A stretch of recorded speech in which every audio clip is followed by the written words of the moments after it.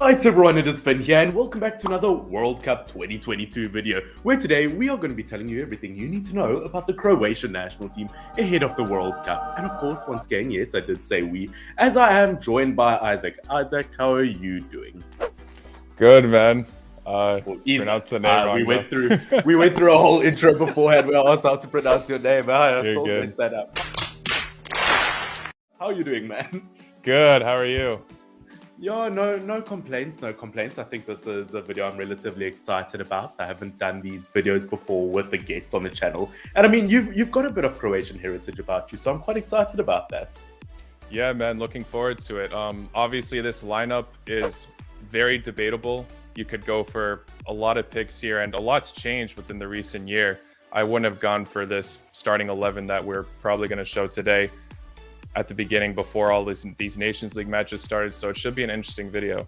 Yeah, no, 100%. I actually went into the Nations League thinking that they wouldn't perform that well, but they exceeded my expectations. And I think especially going into the World Cup with a group like Belgium, Canada, and Morocco, it's not going to be an easy group for them, but I think they can manage.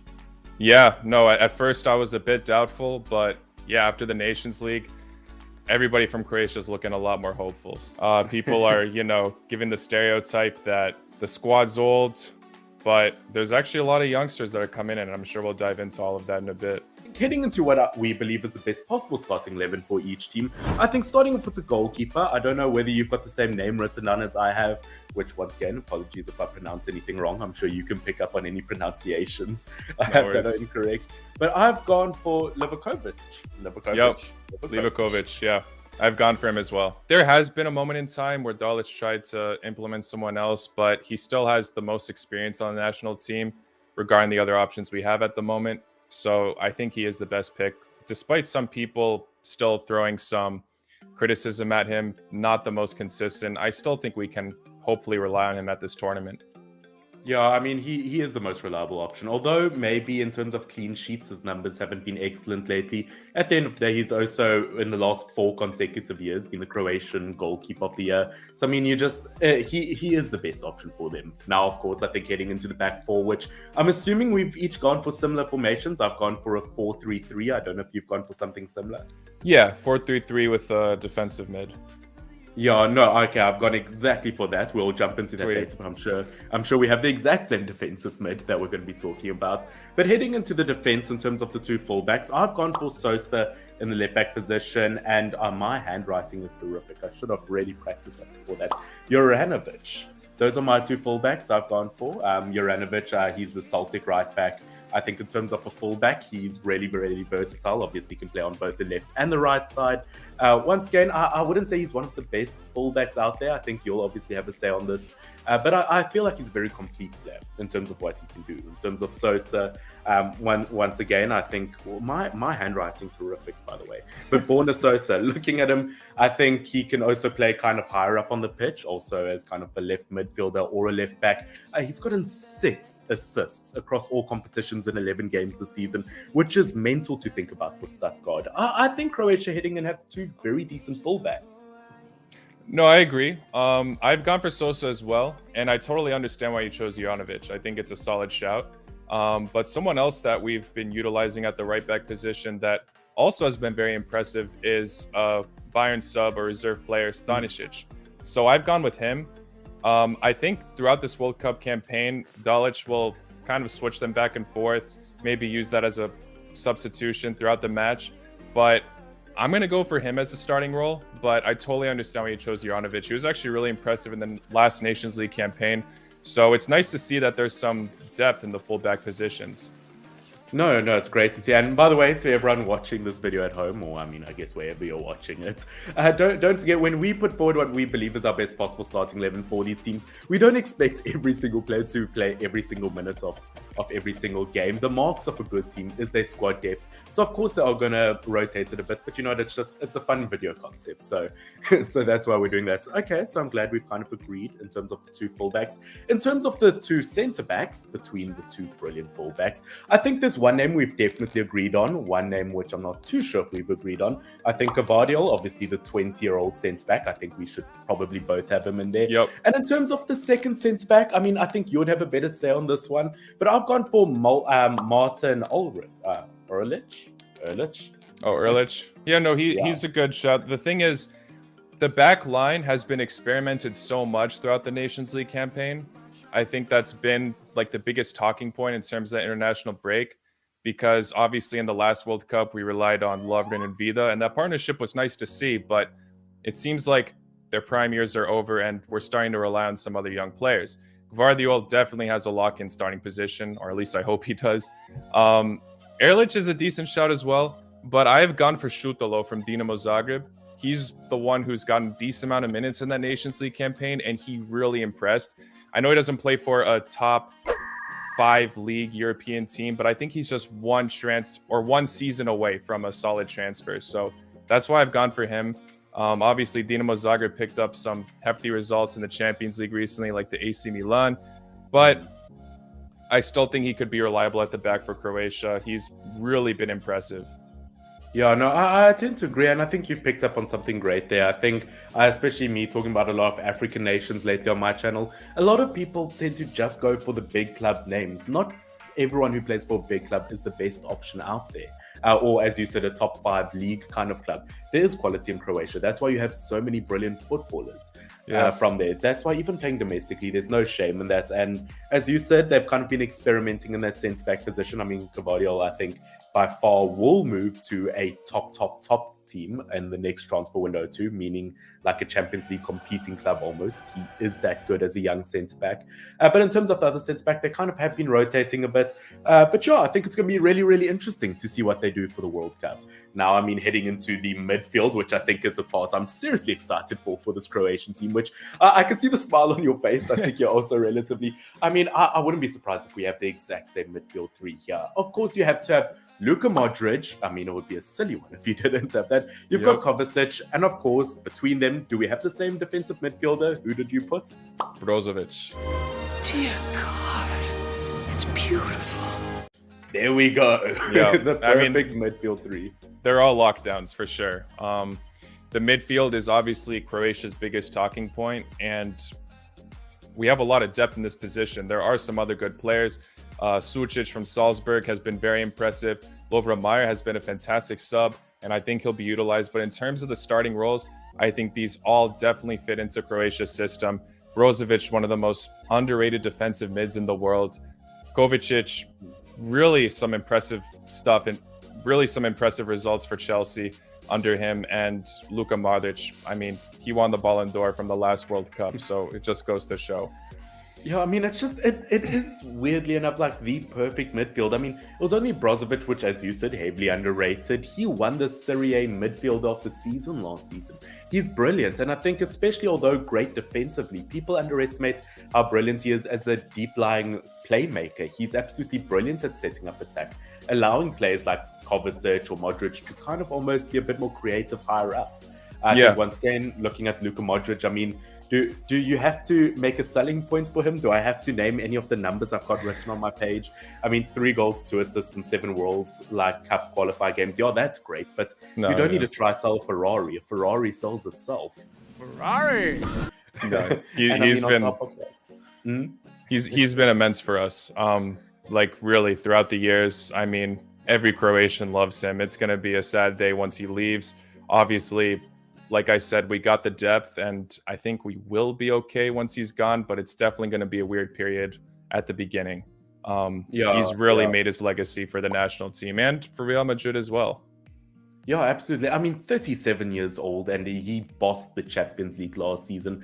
And to an extent, once again, still a brilliant player. And obviously, I mean, the third midfielder we spoke about, Kovacic, once again, maybe hindered from moments at Chelsea, I'd say, from Chelsea themselves having bad form. Maybe he wasn't necessarily the favorite from time to time, but when he is hitting his top form, absolutely brilliant player. I spoke about Modric, what he brings to the game. Obviously, Brozovic, absolutely brilliant deep-lying midfielder. But Kovacic, once again, when he's on form, he can almost just complete things a tiny bit. He can almost be that perfect kind of link-up play. Yeah. But yeah, now that we've kind of spoken about, well, the golden part of this Croatian team, it doesn't mean that the best part of it's over or that the rest is bad from here downhill. Because moving on to our attack, I think once again, three quite decent attackers. I don't know whether we'll have the same three attackers. I think I've definitely gone for one or two interesting options here, or at least one. Because on the winger sides, I've got Perisic on the left wing side. And in terms of the right wing side, I don't know how you'll feel about this, although traditionally an attacking midfielder, I've gone for Vlasic. I've gone for the same, but I totally understand why you thought it could be a debatable one, because it's really a position that's not fully cemented for the national team.